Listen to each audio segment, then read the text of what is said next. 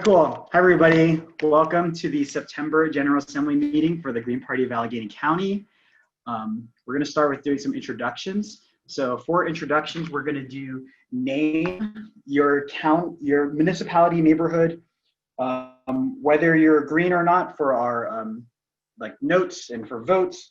And what should we do? I don't know. Type in one summer activity that you missed this summer because of COVID. Let's do that. And then we can have the people on the phone just do that on the line. And there's only a few of those people, so it should be quick.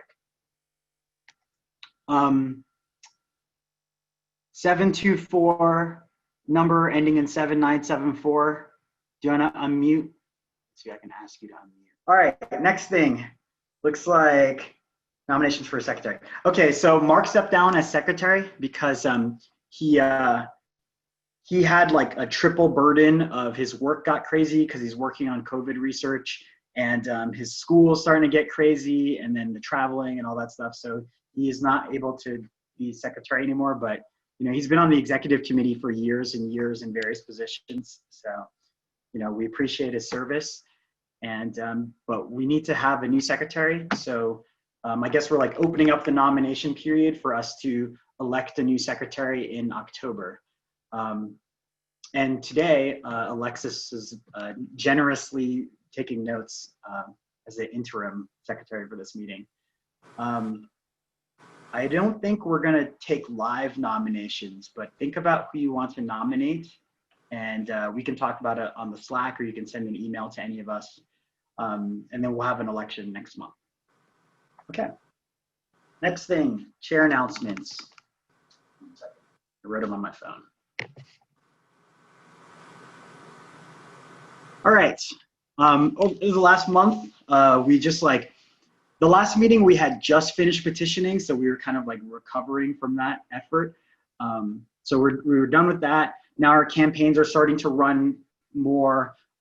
They're having weekly campaign meetings. We've started having phone banks, started doing more general campaigning, not specific to petitioning.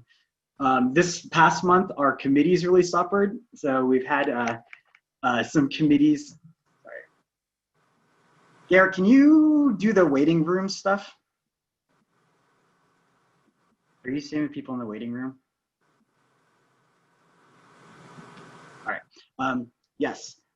In the past month, we've definitely struggled with our committees. Our committees that were like meeting so regularly and so on time for like the months before the past month, they really kind of sputtered. And I think it's because a lot of the committee leadership is like really active in campaigns. So we need to figure out a better balance of that so to make sure that committees continue going. Because the Green Party is not just their state house campaigns this year. You know, not only are there 2021 campaigns, but we also do general outreach and general fundraising, participation in activism, developing policies. So we got to like get those committees back online. We returned to actions. We kind of took a sort of break on actions last month because everyone was petitioning so hard. So a bunch of us have been going to actions this past month. And then we had our phone tree kind of fall apart. So that's why a lot of you got texts from me instead of other people. Hopefully we can get that back going again. And the other thing that happened this month is we had like a bunch of people join us. So that's cool. I guess new people, you guys can wave. Yeah, that's exciting. So next month, our campaigns are continuing. There's kickoff events happening. We're gonna continue phone banking. I'm pretty sure we're definitely gonna door knock. We're probably gonna do leafleting. Our candidates are gonna be on shows. We're also still battling to be on the ballot. So the signature validation situation is still going. The court case is about to start. We're having formal discussions about our 2021 strategy coming up this month. Our neighborhood groups, like last month, we're hoping to get them going this month. And Billy is trying to start a Westmoreland County Green Party, so that's exciting. And another thing we need to do this month is we met maybe like, you know, like 30, we got 30 names of emails of people that were interested in hearing more while gathering signatures. And we just need to kind of like process them and bring them into the fold. So that's a priority for this month. And that's it. That's it for my chair report. Thanks, everyone. All right. Kelly, can you give Tom a call? Tom Bailey? Sure. As long as you make my treasurer report last, or at least after Okay, we can do that. Yes. All right, cool. Okay. Shit, you were next. My bad timing. All right. Next, we'll skip that treasurer report and we'll do the Green Wave Committee. Garrett, can you give us the Green Wave report?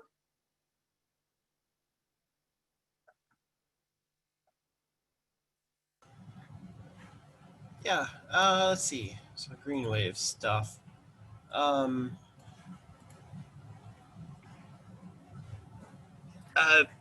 Basically what was it, like July?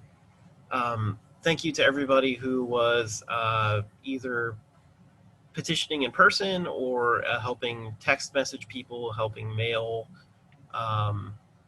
petitions to people, all of those things, all those really important roles that got us the signatures we needed to put our green candidates on the ballot this fall. In total, there were over 8,500 signatures gathered and submitted to the state. 5,000 was necessary to get all of the candidates on the ballot. 8,000 was our goal, so we hit that. Thanks to a lot of last-minute scrambling and some funding and help from the Howie Hawkins campaign and some friends of the Green Party, basically. So we did that. We filed to be on the ballot. The downside is that the Democratic Party filed a challenge against those petitions, challenging the signatures with a whole range of challenges. If you're not familiar with how that goes, they can challenge it by saying that the signature is illegible, that the signature doesn't match the voter's record on file, that the person is not a registered voter at that address that they signed for, or that they don't live in the county that they signed for. And there's a big list of things that they made up. And so the way the challenge proceeds is it goes to court, and lawyers argue in front of a judge over every single signature and have to prove all of the effort in this case basically falls on us to prove that each person that signed is a valid registered voter, which is kind of lame because, in my opinion, it kind of throws the typical court proceedings, innocent until proven guilty, kind of on its head. Instead of the Democrats having to prove their argument, instead they get to just kind of make up whatever they want, and then we have to prove that they're wrong. And that's exactly what happened. We had a large number of volunteers who went through the objections from the Democratic Party. And while some of them were legitimate, some of them, were hard to read and things like that, we couldn't find them as a registered voter in the database.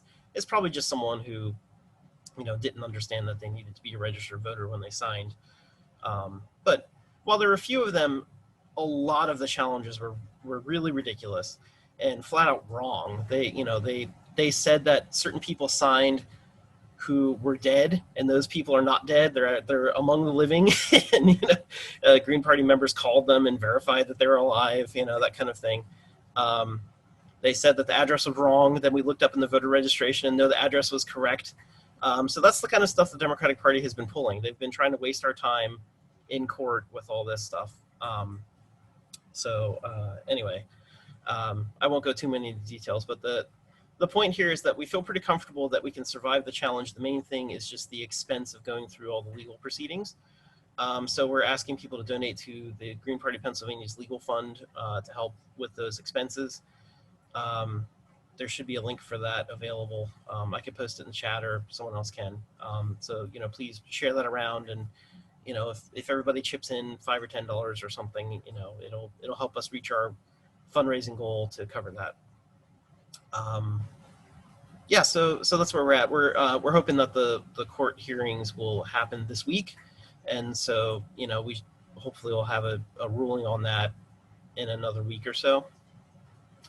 It depends on exactly how that goes, but one thing that our treasurer Tim Runkle, who's also one of our candidates and also one of the coordinators for this, he wanted everyone to point out that it's big right now to apply for mail-in ballots. And the reason people are not getting their mail-in ballots yet is because the state can't make the mail-in ballots yet, because the candidates are not decided yet, because the Democratic Party is dragging its feet. Not only is the challenge itself, hugely illegitimate, but then after they filed the challenges and made us waste all of our time, then they told the court that they were going to do all this stuff that they haven't even done yet. So like our lawyers waiting on them to get back to us and all that, and to send things to the judge, and it's just really ridiculous. So spread the message that the Democrats are slowing everything down, trying to kick us off the ballot, and ask people to donate. Yeah, that's where we're at. As part of our discussions, we'll have to start talking about next year's stuff, but that will come at a future meeting. So,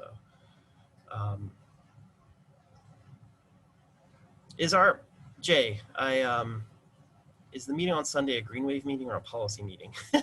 I made it a Green Wave meeting because we've been talking for a million years about needing to schedule one. So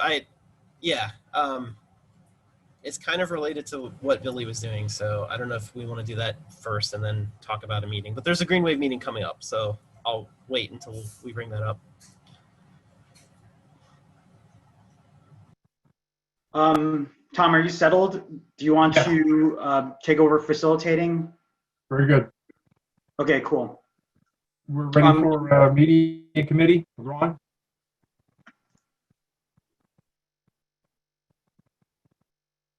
I apologize for being late. Okay, so this month, I just want to remind everybody, if you have events, please make sure that the events listing is updated by the end of this week, so I have time to build the newsletter out.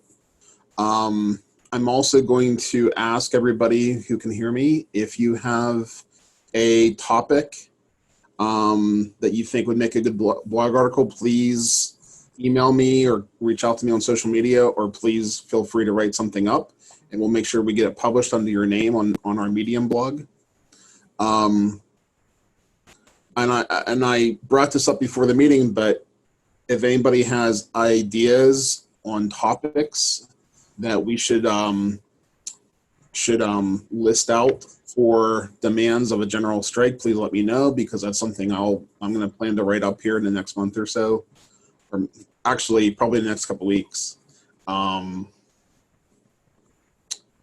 And I know that Garrett's been running our social media for the most part, so if anybody wants to pitch in on that, that'd be much appreciated.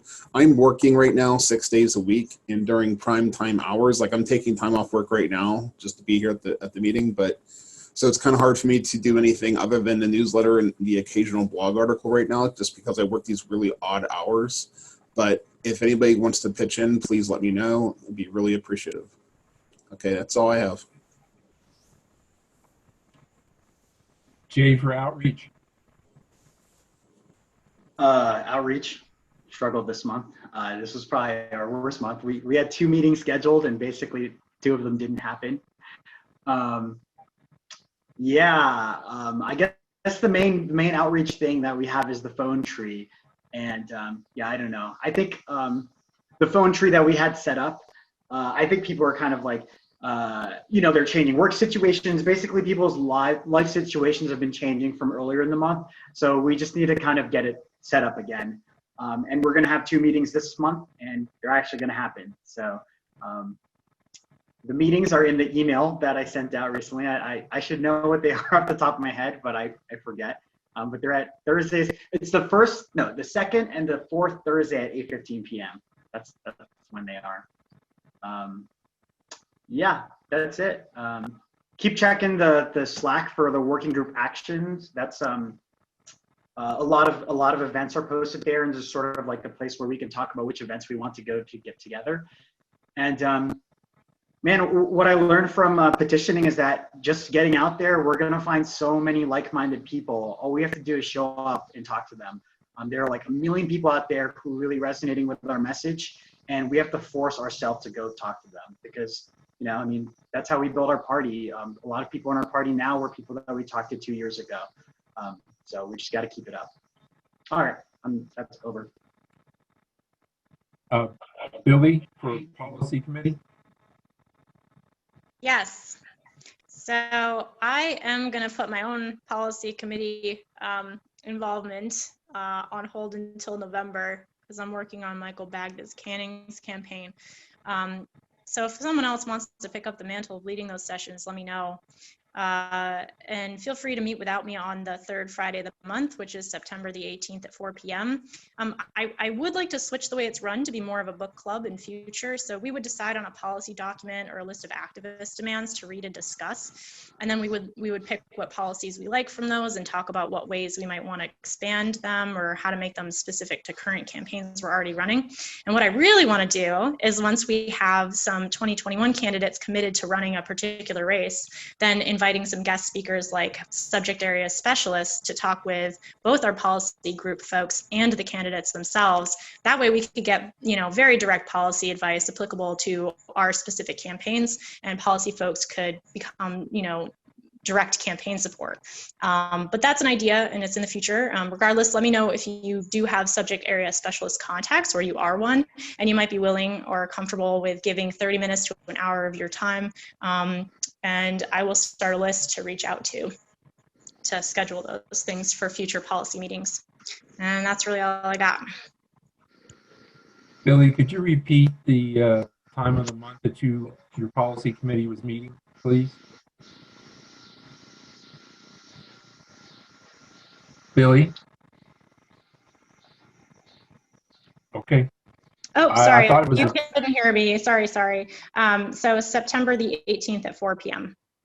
Oh, okay, thank you. Okay, is there anyone here from the Anti-Fracking working group? I guess I'll speak to that.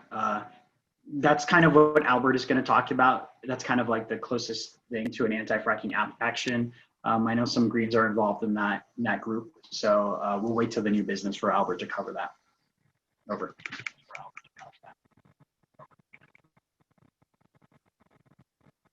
Jay, for criminal justice? So the Policing in Allegheny County Coalition that we're part of continues to meet. Last month we did, we delivered care packages at the jail, and we had a meeting with the data team, like data researchers from PIT and CMU. We're gonna keep meeting, and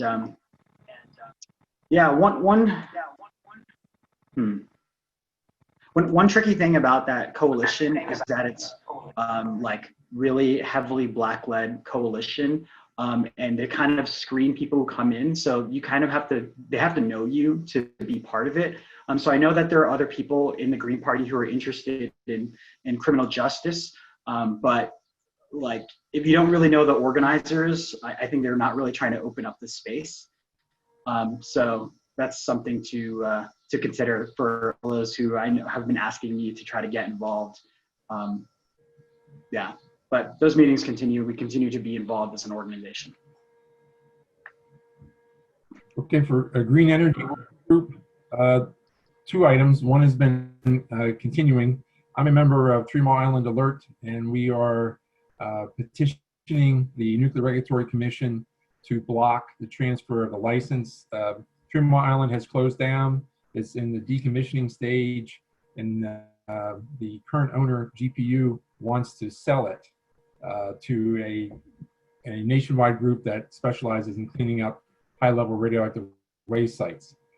Just within the last 3 weeks, Commonwealth of Pennsylvania has sought to block the transfer, and they've now come to a deal, and they're accepting this transfer to a group called TMI Solutions. Our 3 Mile Island Alert activist group still contests it. So what I plan to do is at the upcoming quarterly meeting for the state Greens is to raise this issue to Greens across the state. And so I would do that here. What do you folks think about the decommissioning of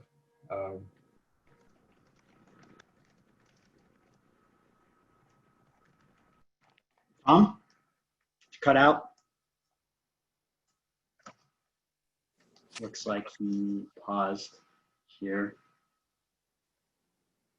He was about to ask us a discussion question, though. I feel like this is a tricky time for that. It's hard to have a discussion with 40 people on a Zoom call. All right, I guess we should just move on. Next up, we have the Anti-War Working Group, Elizabeth. Hi there. I'm reporting on the Stop Banking the Bomb efforts, and the last session was Saturday, September 5th. Wait a minute. No, the next one is Saturday, September 5th, and it'll be at 11 a.m. in Oakland. The one that was done in August, the last one was very well attended, as was the one before that. The last one was in Squirrel Hill.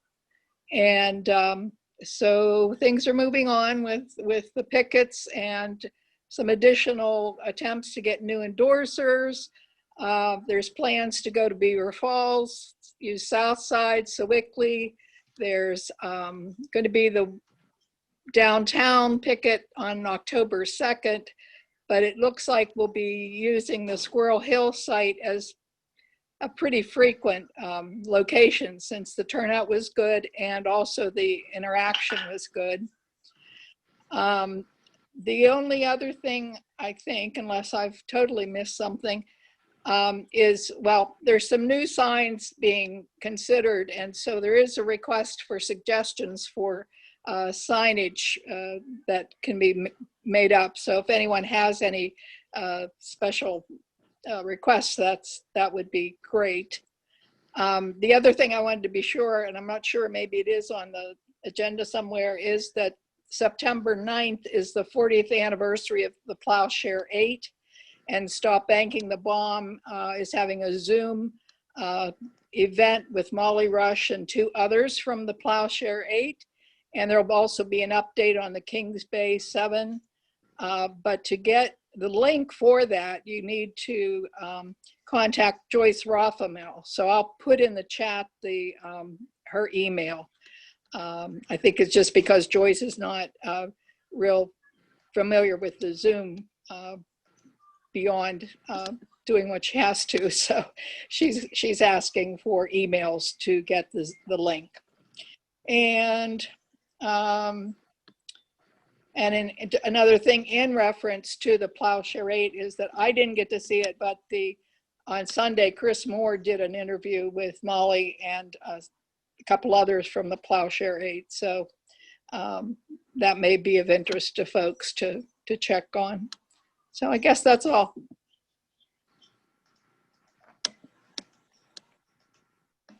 Was there anything else you needed, Jerry? No, that's perfect. Looks like Tom is connecting to audio. Yeah, these kind of working group report backs, it's like we go over what happened the past month, we go over what's coming up, and then like what's the next way to get plugged in. So just so everyone has a heads up. Tom, are you in?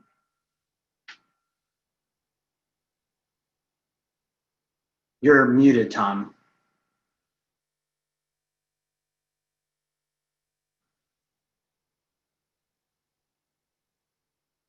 Still muted. I guess we'll just go to Carl. Do you want to talk about the Green Party Black Caucus?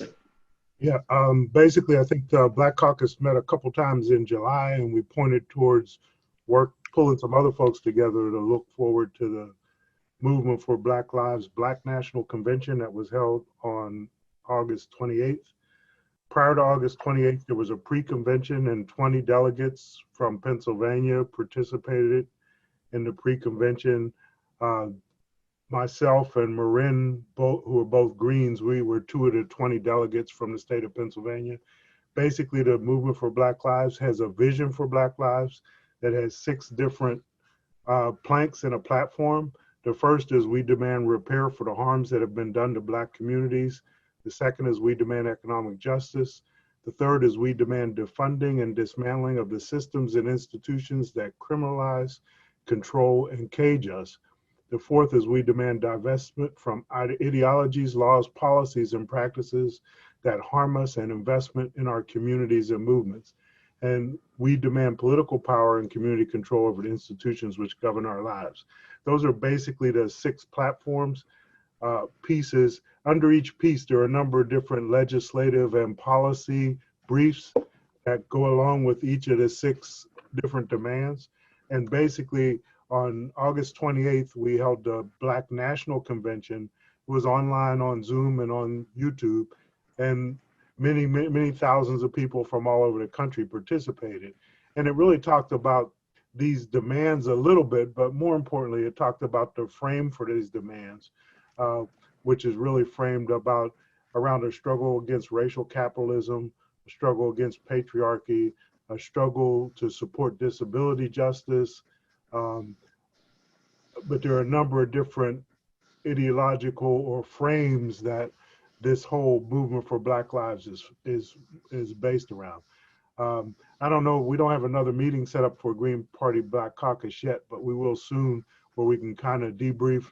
But myself and Marin were both part of the Pennsylvania delegation, where there were people from Philly, Pittsburgh, Harrisburg, Erie, and Washington that participated in the pre-convention.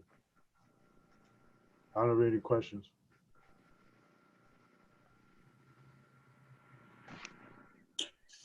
This is Elizabeth Schonger.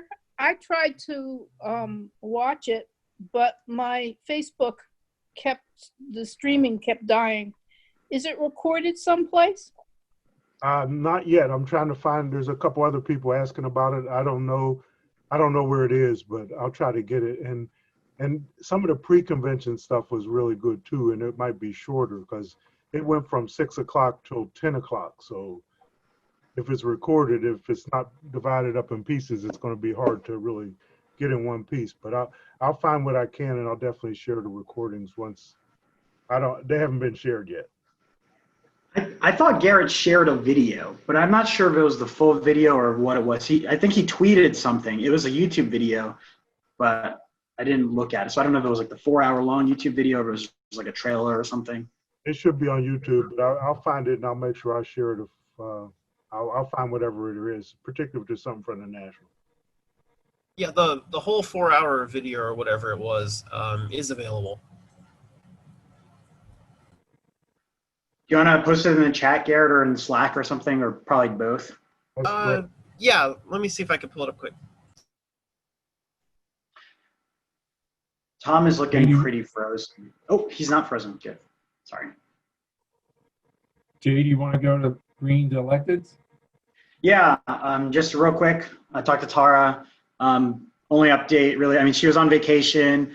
She's teaching right now. She said that the police in Edgewood have been asking for body cams, and they're like voting on that. So that's my update from Tara and Edgewood. Okay. And then Kelly and Garrett for state national committees. When I'm trying to explain something to somebody and I just don't have all the words that I need, it's... Okay, yeah. I think we should skip this part. There's really nothing important going on. But I do have to go back to my treasurer's report, so I'd like to do that real quick, and then Garrett can say anything for state and national that he would like to say. My treasurer's report is already posted on the Slack, but basically we have 10 members who have paid dues for all of 2020 already, and we have 9 monthly recurring members, but we have a lot more people who come to meetings than that. So just a reminder to pay dues. We need money to do the things that we do, and we especially would like to start amping up our fundraising because we want to be able to support candidates in 2021. Our finance committee discussed supporting new candidates with hopefully about $500 in startup funds. So we're really going to amp it up. We talked about a few good fundraising ideas that we have in the works. And if you want to contribute to that, if you have any ideas or if you want to hear more about them, join our finance committee call. Our calls happen on the second Tuesday of the month at 6 p.m. So same time and place as this next week. The Zoom link is actually our general committee meeting link, which I can send in the chat right now if that's okay. And to donate or to pay dues, you can go to AlleghenyGreens.org/donate, which I also put in the chat. For dues, we're doing kind of a dues drive to push some membership dues, and we will be sending all monthly dues payers a free sticker. And we will also be putting any new monthly dues members. So when you pay your first month of dues, you get put into a drawing for a free t-shirt, Green Party of Allegheny t-shirt. So yeah, you can make donations and dues payments all at that same link. Just a summary, we got about $45 in dues this month and $45 in other donations. We've got $1,100 available for us to spend. And that concludes my treasurer's report. Garrett, do you have anything for national and state? Let's see. I admit I have not been a very good national delegate. I've not been paying attention as much as I should. Jay might be able to comment more on that. There's some interesting things going on at national. Skip them. Don't talk about them. Yeah. You can find out more in the Slack if you really want to know about our national drama. Yeah, that's a good way to put it. There's some national drama in a couple of states. If you want to know the details, you can look that up. But at the same time, there's some state Green parties that are doing really excellent, and quick shout out to Franca Mueller-Paz. Yeah, I couldn't remember her last name. I'm sorry. But yeah, in Baltimore, has an excellent campaign that's really taking off. And who is it? Jake Tonkel. Big Tonkel, yeah. Also has a big campaign. And Lisa Savage for Maine is especially exciting because they have a ranked choice vote there. She's starting to get more attention, and just found out that she's being invited to like 4 debates or something like that, which is kind of huge. Normally, debates for national positions don't include the Greens and Libertarians, but they are in Maine, maybe in part due to the ranked choice thing changing up how the election works. So those are exciting things to look at nationally, I think. The state, there's the state party has a meeting in 2 weeks on Sunday. What day is that? The 13th, Sunday 13th. So if anyone wants to join that, you can. Those tend to be a little bit more of a business meeting oriented thing. So, it's up to you whether you're interested in that. The state usually tries to have like a retreat this time of year where like we can get together and like talk about strategy and, share ideas and have a potluck and all, but, COVID. What else can you say, right? So it'll be online. But, let us know in Slack if you're interested in that. It'll be a business meeting just to kind of talk about probably kind of setting goals for next year in terms of fundraising and candidates and stuff like that. All right. Over and whatever the word is. I forget. One more thing. I'm trying to push Michael Bagdas Canning's campaign in Pennsylvania 64 as like our statewide flagship focus campaign. So we're going to, I guess, vote on that at the state party meeting. But I basically want people across the state to be phone banking in Michael's district against his very unpopular incumbents. That's in a couple of weeks. Yeah, that's it. Jay, do you want to go to the speaker? It's almost 6:45. Can we go to David's single payer report real quick? I think it's not on the version of the agenda that you're looking at, Tom. Okay. Yes, please. Hello. Can you hear me okay? David Hughes. Yes. Can you hear okay? I Yes. assume you can, yeah. The single payer movement has fired up a little bit this last week. We had a meeting where we invite the Western Pennsylvania Coalition for Single Payer invited a whole lot of other groups to come and join us to organize some actions in October. And so those will be planned during September. The next meeting will be in 2 weeks on Wednesday night. I think it's September. What would that be? Calendar's not opening, but 2 weeks from this past Wednesday. So it'll be like September 16th, I think. Yeah. So we'll be starting to organize some actual public actions. For example, pickets at Congress People's Office to say they're not doing anything to protect the American people, especially people who don't have health care, et cetera, et cetera. And these other groups who we invited, Put People First, and several other groups, DSA and what have you, have joined in. And we're going to support Put People First. They're having 2 major events, September 28th, which is a Medicare event to, protect Medicare, and then October 2nd, I think, is for single payer, if I remember right. I think you were there, Jay, weren't you? Yeah, we're going to hear about it at this meeting. Sorry? We're going to get a little presentation about it at this meeting. Oh, okay, fine. Yeah, so it's going to be sort of, probably I'm thinking developing to have a connection with the upcoming November election, to be pushing sort of, elected officials and particularly Democrats to represent their base when it comes to healthcare.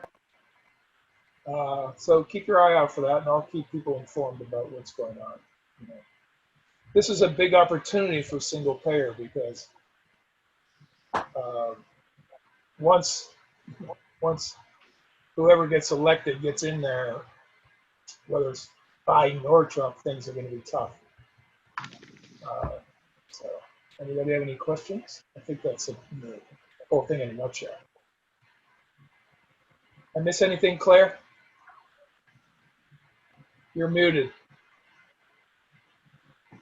Yeah, I was looking on my calendar to see when the meeting is, and on my calendar I have September 9th. Okay, that's probably right. Yeah, that was August 26th. Yeah, September 9th. Sorry. Yeah. Okay. And I will send that notice to the executive committee, and they can inform anybody that wants to come and help. Yeah. Thank you. Thank you.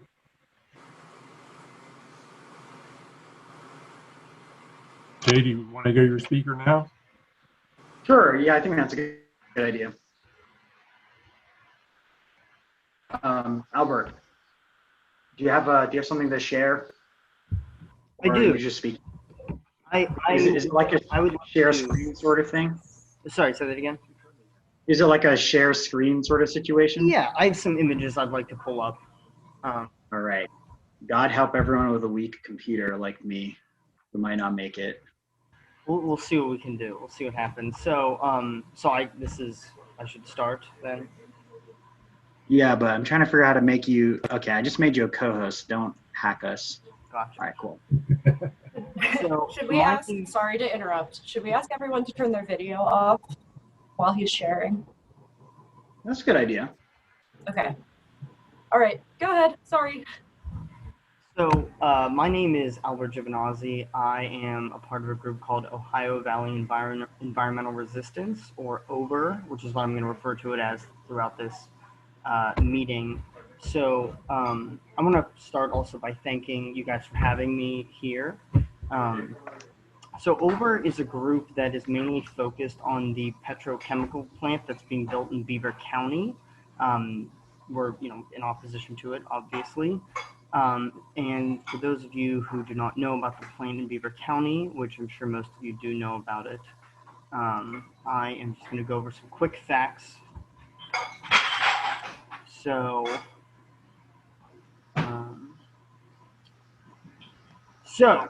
this is our flyer that we distribute. This plant is going to emit up to 500 tons of volatile organic compounds each year once it's constructed, 30 tons of hazardous air pollutants. Beaver County is already up in the top 2% for cancer risk across the nation. We expect that to go, become even worse.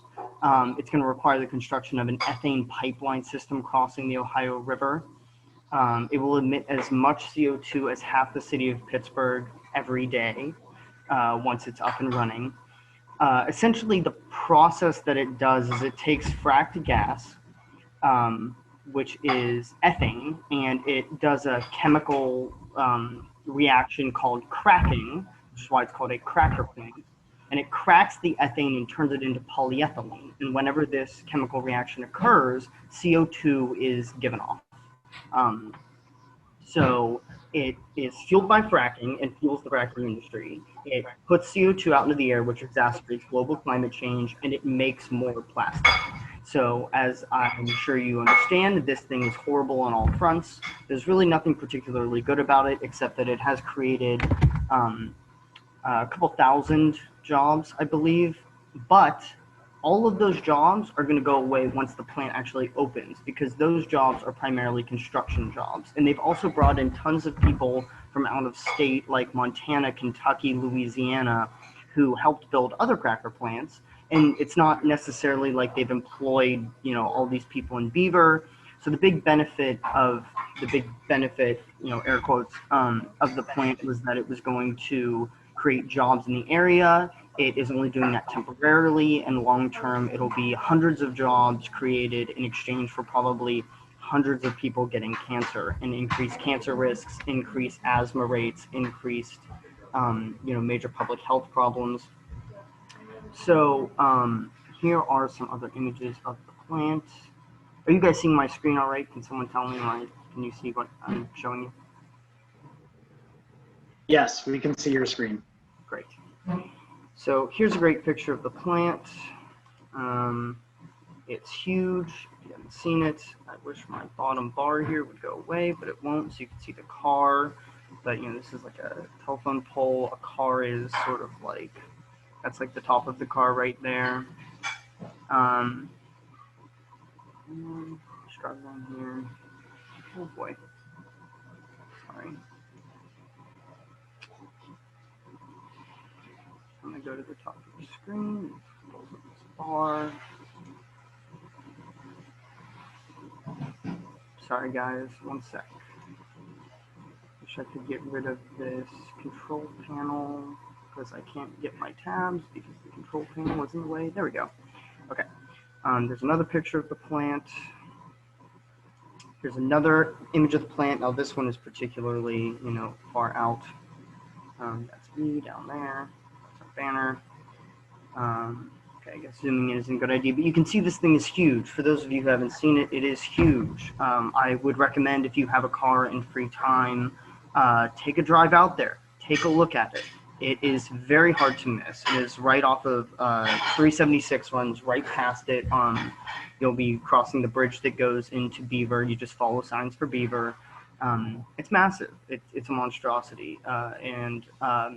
There are other plants that are in the works. People want to sort of turn the Appalachian region, the Ohio Valley region, into a new petrochemical hub, obviously because they are trying to artificially support the fracking industry, which, as we know, ideally will be dying as time goes on. They want to extend the life of that industry by building cracker plants, which will be fed by the fracked gas when no one wants to use it to make electricity anymore, as renewables grow. So what are we doing about this? So what OVER does is a couple of different things, but the main one we do is we have these lovely signs, and we sit on the side of the road in Beaver, and we talk to people as they come by and try and inform them of the plant. You would be amazed how many people, despite living a stone's throw just upriver from this plant, do not know that it exists. Or if they know it exists, they're like, oh, construction site. I don't know what that thing is. I heard it's a cracker plant. Is that like Ritz, or is it? It's like, no, it's not crackers. It's petrochemicals. So yeah, so here's a little video that displays what we do. This is called a Burma shave. Oh, my video's gone. Alright, maybe I don't have the video. I apologize. It looks like it closed. My own computer is clearly not liking all the stuff I'm running, but we sit on the side of the road and it looks something like, here, let me pull this up. We space out the signs so that people driving along will see one sign at a time, reading out the message.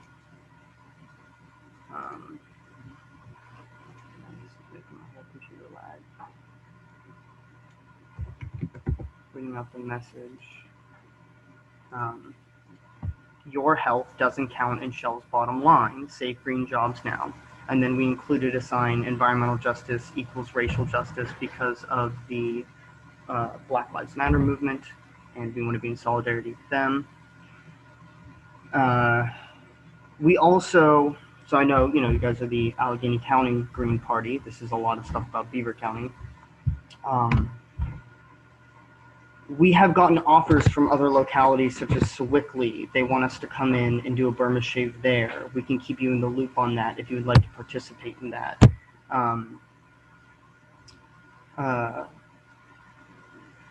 So we're trying to move the Burma shave action around to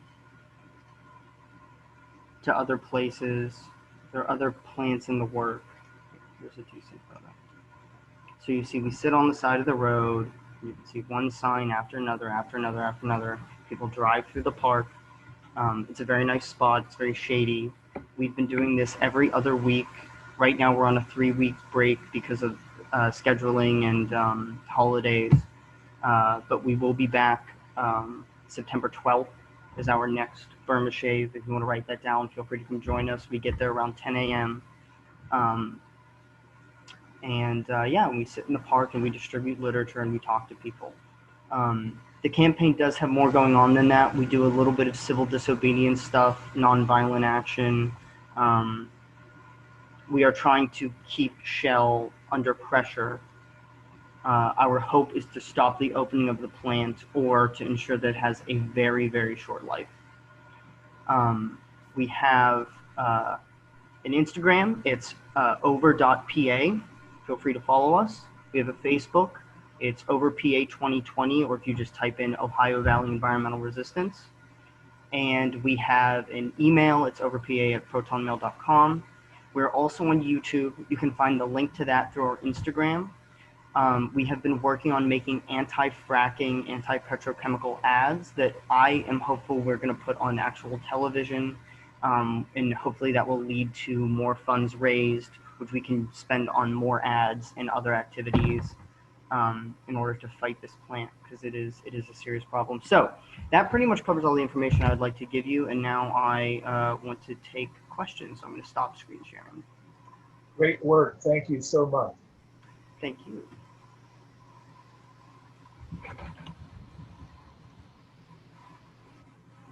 I think we have time for like one question, but that's it. Anyone have any burning questions about OVER and the work that we're doing?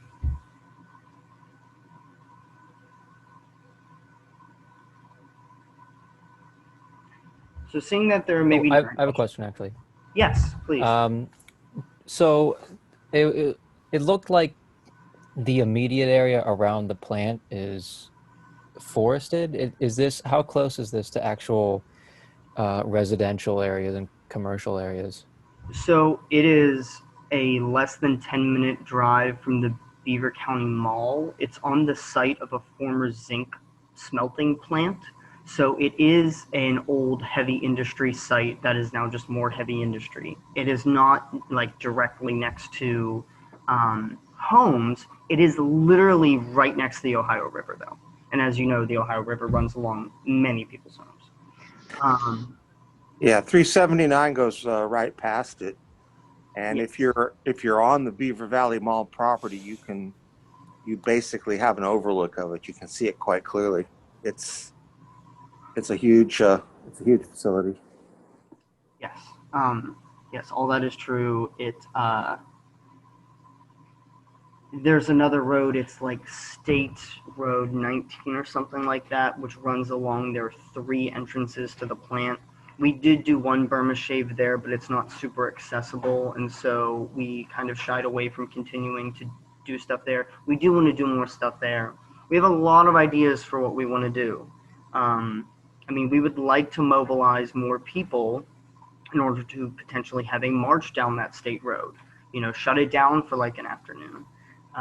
There's a lot of ideas that we've been knocking around in order to prevent the opening of this plant, or at least bring more national attention to it, local attention to it, you know, any amount of attention to it. It is amazing for the size of it, how they seem to have slipped it in, cut a deal with the local authorities, and just, that's it, it's over. So, but yeah, I definitely would encourage people, please check out our social media. Please check out our YouTube channel. We have a bunch of different videos that you can share with people. They're informative. They're, you know, we mess around with videos a lot lately, especially because of COVID, because it's a nice distance thing that you can do. And we're hoping to finalize one that's a really, really good video that we will spend money to put on television. So, yeah. Thank you guys so much for hearing me. Thank you, Albert. Tom, can we go to Ben to talk about the Put People First Medicaid March now? He's got like 5 minutes or so. Definitely. All right, Ben. Okay, right on. Thank you. Hey, everyone. My name is Ben Fiorillo. I'm an organizer with Put People First Pennsylvania. Appreciate you all having me on, and I'm really excited to invite the Allegheny County Green Party to plug in and endorse our Medicaid March in Pittsburgh, which is going to be Friday, October 2nd, and is going to be, probably we're kind of finalizing our details, but probably 4 p.m. Downtown at the UBMC headquarters. So just some background, we're Put People First Pennsylvania. We're a statewide, multiracial, politically independent organization. And we have a campaign called our Healthcare as a Human Right campaign that's fighting for a single payer universal healthcare system in Pennsylvania as part of a larger fight for a federal single payer healthcare system.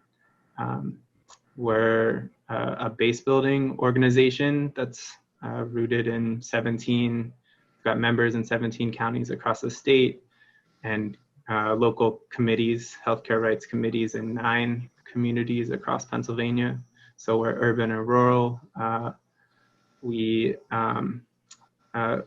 found that healthcare is an effective vehicle to organize poor working class people across, traditional lines of divisions, especially geography and race in Pennsylvania. In terms of our healthcare campaign, we believe that if we're gonna, really have the power to win a federal universal healthcare system, we have to take up medium-term fights to build the kind of base that can ultimately, win that kind of system, which we're up against really powerful foes, incredibly powerful, well-resourced insurance and pharmaceutical industry, and so we've really taken on medium-term fights on the state level in order to build the kind of power that we'll need. So in particular, that's been defending Medicaid against the annual attacks that come every year, for cuts or work requirements, and also to create a public healthcare advocate in Pennsylvania. That would be a new state office. Sorry, I'm getting a little echo, but it would be a new state office that would be clearinghouse to help PA residents understand eligibility for various types of coverage, enrollment, and also advocate on behalf of patients when insurance claims are denied. So there are similar offices in other states. In Connecticut, the Public Healthcare Advocate Office won back $10 million that for residents who were from claims that were denied that should have been approved by insurance companies. So that's kind of our a policy push for us. And so for the Medicaid March, we'll be talking about the Public Healthcare Advocate. So we're kind of targeting the state legislature and Governor Wolf, but also the Medicaid March is, we're anticipating more attacks on Medicaid with the huge budget shortfall coming up as the state legislator, works on the second part of the budget. And so, we're coming out to defend Medicaid against any cuts, work requirements, et cetera. But we're also targeting, healthcare profiteers across the state and here in Pittsburgh, as well as in other parts of the state. We're focusing on UPMC. UPMC has gotten a $1.1 billion bailout in grants and loans from the federal government during the pandemic, which is one of the largest bailouts for any healthcare company in the country. We think that now more than ever is the time that UPMC should start paying taxes in Pittsburgh and Allegheny County and in other parts of the state. So that's what we'll be, that's kind of a key issue we'll be lifting up in the Medicaid March. I think, the point being that UPMC is getting bailed out. There are less and less relief for working class people, and UPMC stands, is a key entity that stands in the way of a universal healthcare system through, its extensive lobbying efforts against that. So, we're tying kind of a few different pieces together. And of course, if UPMC paid taxes, that could go to things like housing and more resources for the school districts that are sorely needed right now. So, and I think just lastly, I'll say that the Medicaid March in Pittsburgh is part of 7 marches that we're doing across Pennsylvania, as well as part of a national effort that's coming out of the Poor People's Campaign, the new Poor People's Campaign, National Call for More Revival, and something called the Nonviolent Medicaid Army, which is a kind of effort among groups within the Poor People's Campaign to lift up healthcare and Medicaid, in particular, the fight to defend and expand Medicaid. And so we will have our partner organizations across the country in Kansas, in California, the National Union of the Homeless, in Vermont, in North Carolina, that are also doing these Medicaid marches. So yeah, that's just a bit about it. And I could also take probably 1 or 2 questions. And this is David Hughes. Isn't there something on the 28th of September? I forget. On action. Yeah, sorry. So that's just the week of the 28th is the week of action. And these Medicaid marches across the country happen that week. The one in Pittsburgh is on October 2nd. So we had a flyer out for just that, starting that week, but the actual date for Pittsburgh will be October 2nd.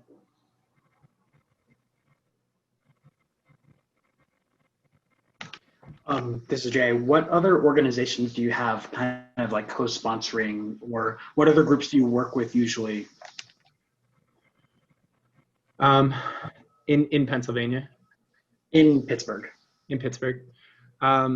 Well, through the Poor People's Campaign, you know, we work closely with Pittsburgh's for Public Transit, with the Thomas Merton Center, with Cadby West, and we've worked with the Abolitionist Law Center, although I think we're just in the process of getting, you know, specific endorsements for this action.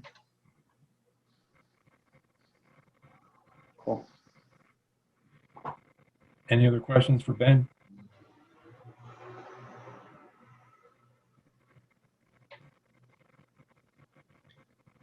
Okay. All right. Thanks, everyone. Thank you.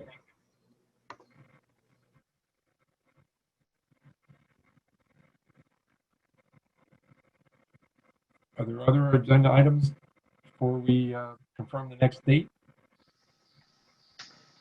Yeah. There's Billy's going to talk about the 2021 priority survey, and we're going to discuss it. But maybe we should vote first. I guess I'm like motioning to endorse the Put People First Medicaid March that's on October 2nd. Any discussion on that motion?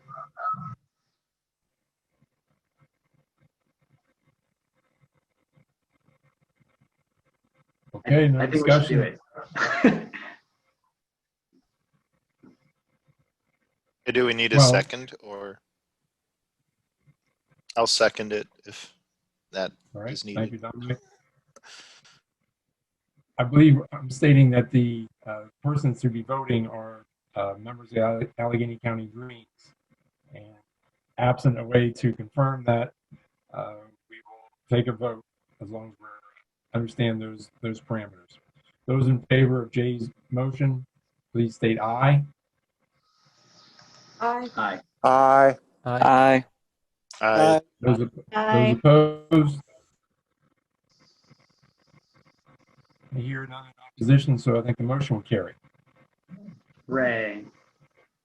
I think I'm also going to see if the state might want to endorse it, so that we could have the Green Party of Pennsylvania support the action across the state. But that's a little bit more complicated. There's some politics between the Poor People's Campaign and the Poor People's Human and Economic Rights Campaign. So I have to talk to Sherry Honkala before I do that. But just as a heads up.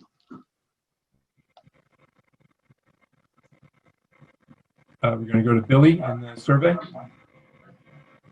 Yeah, can you hear me? I can hear you. Okay. Garrett, can you get the slides up?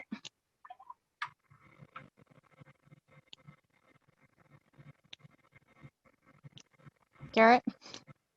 Garrett, are you with us?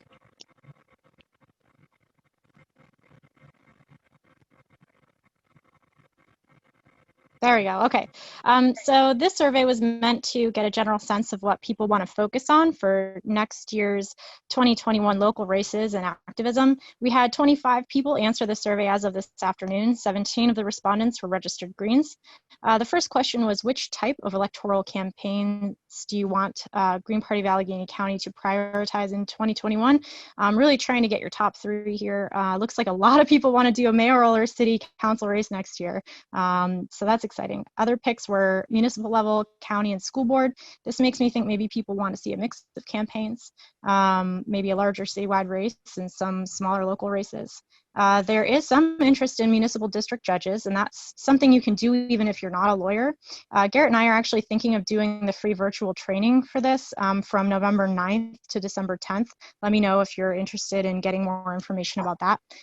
Some folks are thinking about 2022 already with governor and Senate races. That's awesome. Definitely get in contact with me. I would love to hear your thoughts on that and help you out as much as I can. All right, next slide. Garrett. Okay, so as they were talking about earlier, there was a Slack discussion about having an hour to an hour and a half long Greenwave Zoom working session to organize thoughts around this and create a document on what runs we really want to focus on making happen next year. That, you know, flexible plan would be based on what folks say at the meeting, these survey results, what we know from previous years, and on the people who've already expressed interest in running or we think might want to run. I propose we have that particular Greenwave working session sometime either this weekend or next. I'm going to throw Sunday the 6th at 1 p.m. out there. Does anyone who really wants to come have objections to that time?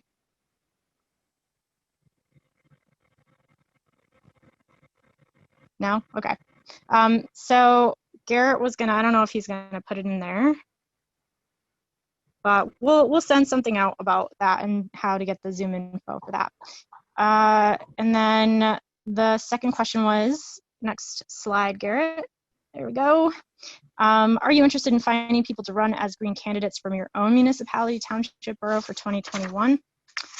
5 said yes, 6 said no, and 14 said maybe. So if Garrett, can you post that survey link for folks? And if not, that's all right.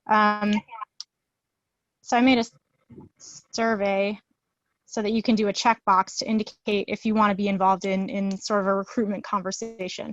In my mind, that could, you know, you could be involved as you want.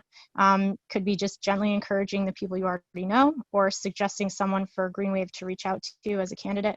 It could also be actively calling, texting, or emailing registered Greens in your local community to get a sense if anyone would want to run for or volunteer on a campaign in your area. I know I'm personally starting to do this in Murraysville. I've got a list of folks to reach out to, and it would be fun to have other folks to talk to who are doing the same in their area, so we can sort of keep each other accountable and talk about what's going on. So then the next slide. Garrett. Oops. Next slide, sorry.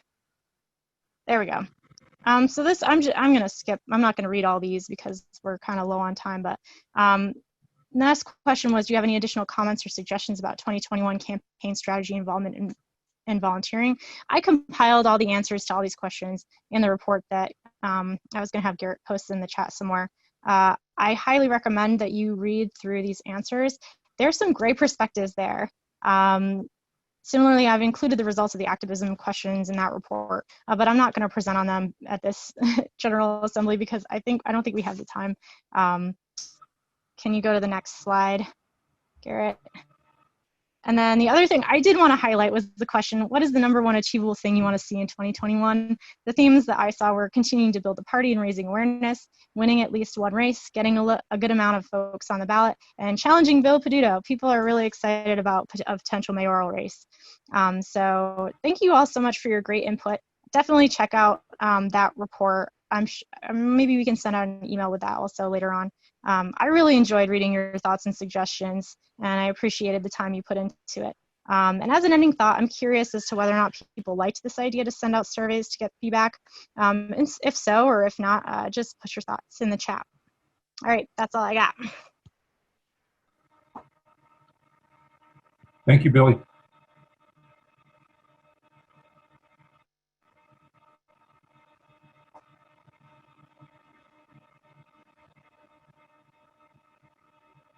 Next General Assembly will be first Tuesday of the month, October 6th, 6 p.m. We have an open floor. Would anybody like to comment on how the meeting went?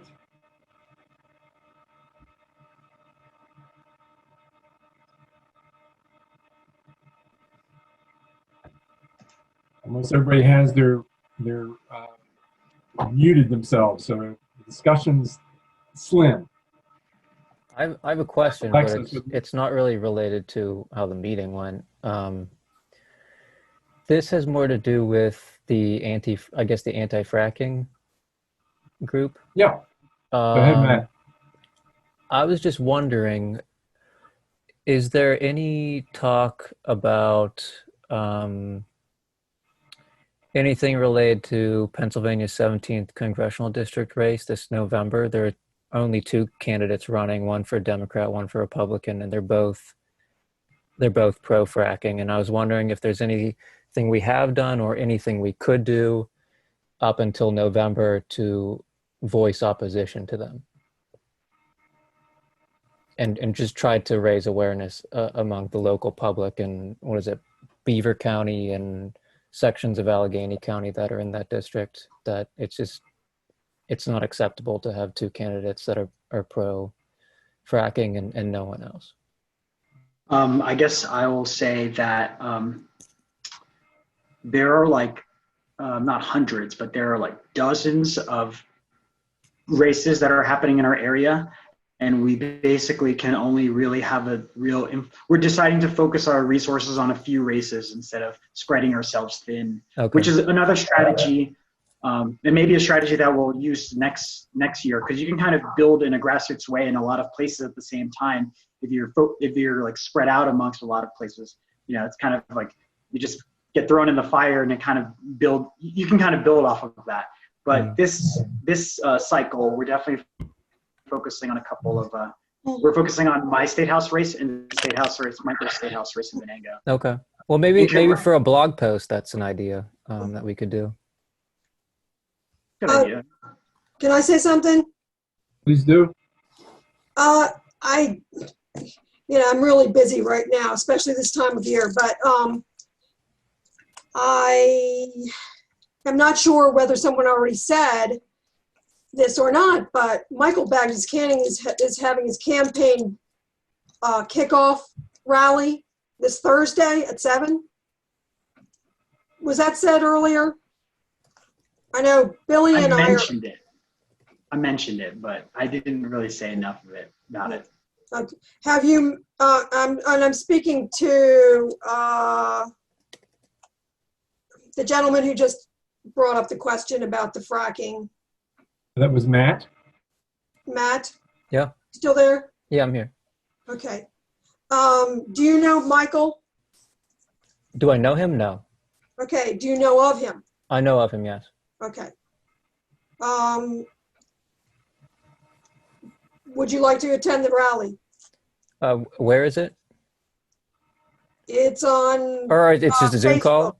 Facebook. Yeah, I can attend that, yeah. It's the Facebook Live thing, right? Yeah, if you want to put your email in the 3rd, I think. Chat, then I'll forward the invitation to you. Okay. Billy, are you still on? Yeah, I'm here. Okay. Is this a good idea? I mean, you're more involved in that sort of thing. I'm keeping track of finances. Is this something we want to share with people? Yeah, of course. Like a link to how to attend this? I'm on my phone. I'll try to get it on the chat. I think it is the most important event in our state this week and possibly this month. Not this year, that's aggressive, just this month. Okay. Well, you know that Michael is huge into anti-fracking. And and he has, from sitting in on things, and believe me, I'm really busy, so I don't digest everything that's said. But I know there was some talk about how forthright he can be about his anti-fracking stance and still expect to get elected. He said he's not backing away from it. Both of our state house candidates are like an anti-fracking person versus a fracking person. So, I mean, one person, Michael's opponent is way more into fracking. So it's like apples and oranges, but still like where it's fracking versus not fracking. I don't think that's what he's highlighting though. Yeah. I don't think that's his major thrust in the campaign. Yeah. And do you know what his district is like, or do you know if there would be a good reception to him being more forward about that? Maybe it's a strategic thing that he's not driving that home as much. I mean, so Billy, would you like to, or Jay, maybe you know too. I don't know. I think that he's sort of being upfront about it. I think that in the phone banking, maybe they're not pushing that as the first thing they talk about, but they'll, I think it's involved in one of the things that he's talking about in his campaign speech, which it will be awesome. It made me cry reading it, like tears of I don't know. It just moved me. Michael is a very moving person. He's amazing. He has a lot of really amazing stories. He's done a lot of activism. So I would definitely check this event out. And he definitely is strong on the fracking because he has these personal stories, right? And I think that to me, I think a lot of people that resonates with them. So. And Matt, Garrett did put the link in the chat, right? For the Facebook event? Yes. Yeah, I have it. Okay, good.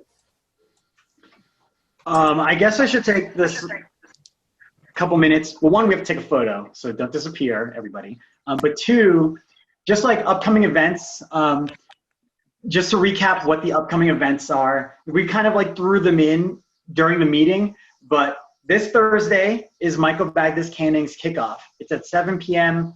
on Zoom. This Saturday at 11 a.m. is Stop Banking the Bomb picket in Oakland at the Oakland PNC.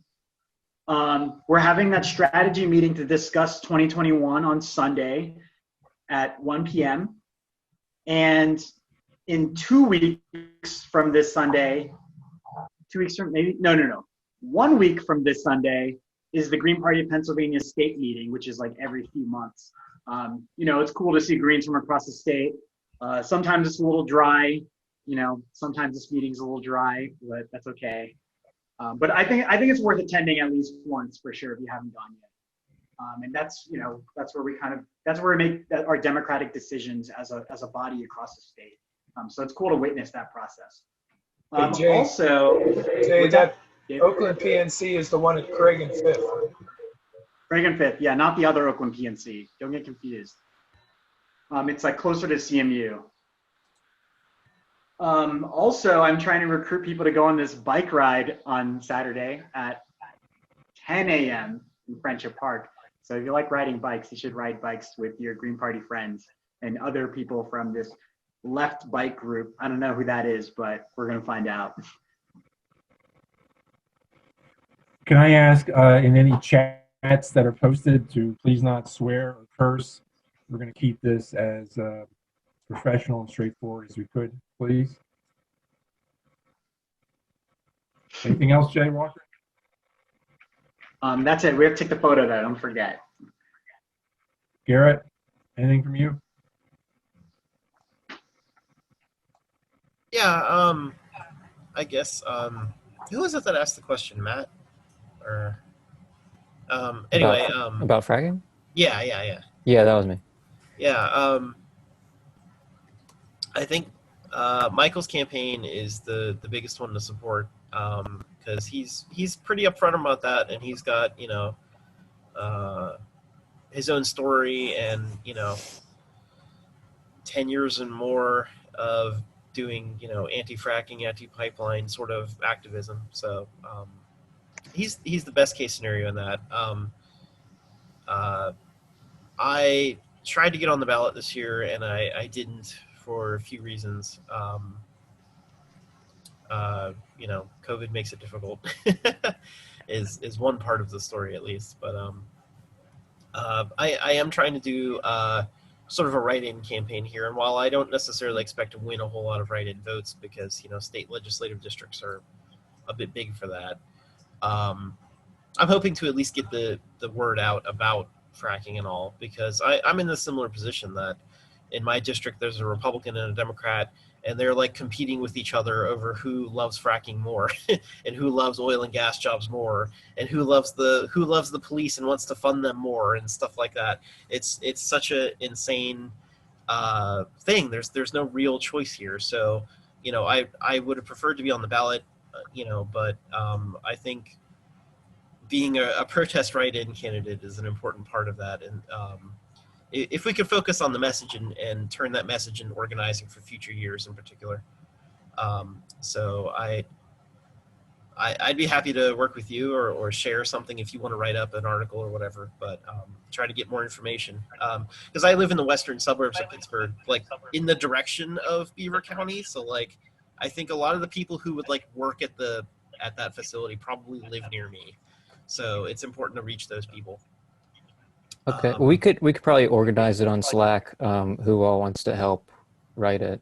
Mm-hmm. Yeah, and even a series of articles doesn't have to be like one. Okay, You know, we we do can that. tackle it from like different positions about how the workers themselves are put at risk, and how the local environment's put at risk, and how it contributes to global climate change. You know, there's a lot of different ways to attack it. So that'd be great. And the last little plug here is many of the people on this call are new and maybe you don't know the full story, so I'm going to save that. I'm happy to tell you more on Slack or a different call or something. But for those of you that have been around a while and know about my wife Amanda and her run-in with the Moon Township Police and her protest of Chevron like 2 years ago, that's a whole epic story where it turns out she was kind of the leading edge of a lot of what protesters going on right now, that people across the country are being arrested for peaceful protests, for not even doing anything, just because the cops don't like it, basically. And the situation was a little bit different with my wife, but it was similar. She was protesting Chevron appearing at a Earth Day event of all things in Moon Township. That Moon Township was advertising very publicly how Chevron sponsored the Earth Day event, and it's like another one of those mind blowing, like, how does anyone think this is a good idea? Like, it's total greenwashing and just all that. We're still trying to deal with courts and everything about that, so there's a whole long story about it. And while she was in police custody, they basically abused her, and they left her in a room like chained to a wall for hours, and it's a horrible story. And like I said, I don't want to have to go into all the details, but Okay. she did want to invite people to she's going to try to go to like the borough office and kind of confront the police chief about why have you not done anything after 2 years. And so I just kind of wanted to run it by if there's anybody who is in the area who might want to come and kind of witness that, just kind of show support for her. We appreciate that. I'll tell you more detail on Slack or whatever if you're interested. Hey, Garrett? Yeah. She said she was going to confront the police chief about what? I didn't hear that. I'm sorry, what did you say? You said she was going to go and see the police chief and confront him about specifically what? Just that we've reported, we submitted kind of a formal complaint to the borough about how the police handled the situation, and we've been completely stonewalled. That they've never responded to our complaints, and they've pushed criminal charges against her that don't even make sense. So it's kind of bringing public attention to the fact that they're hiding. Okay. So that's all I 7:32. have. Can we take our photo real quick? Just like to understand a little better, are you going to have like the press there and try to make this a something that's public? I don't know exactly what all Amanda has in mind. She just told me to ask if there's any Greens that are interested in doing this kind of thing. So it might turn into that where there's media, but I don't have any plans offhand.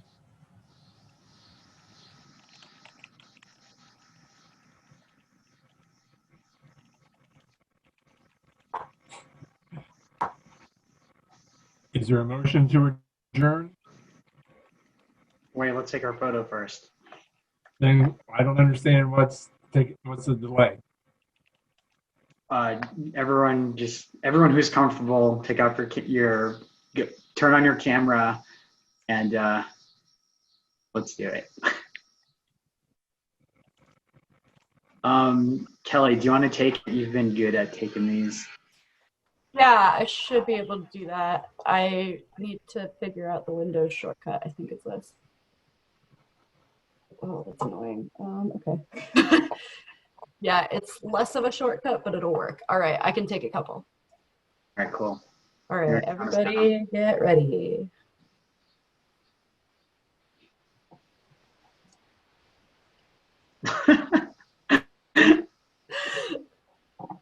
All right. That should do. Okay. Sorry, my camera doesn't work, but it makes it for a better picture without it. That's all right. We got your name there. So. You all look great. All right. Motion to adjourn. Second. Nice. Okay. Thanks everyone for coming. Good to see everyone. Bye, everyone. Really nice to see you. Goodbye. I guess not everyone has to leave. I guess, yeah, but I gotta eat dinner, man.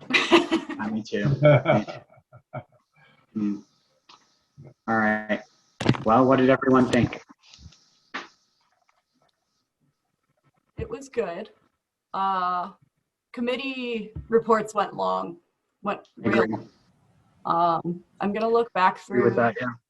the recording and like figure Oh, we out should stop the recording. Oh yeah. I'll stop the recording. Okay.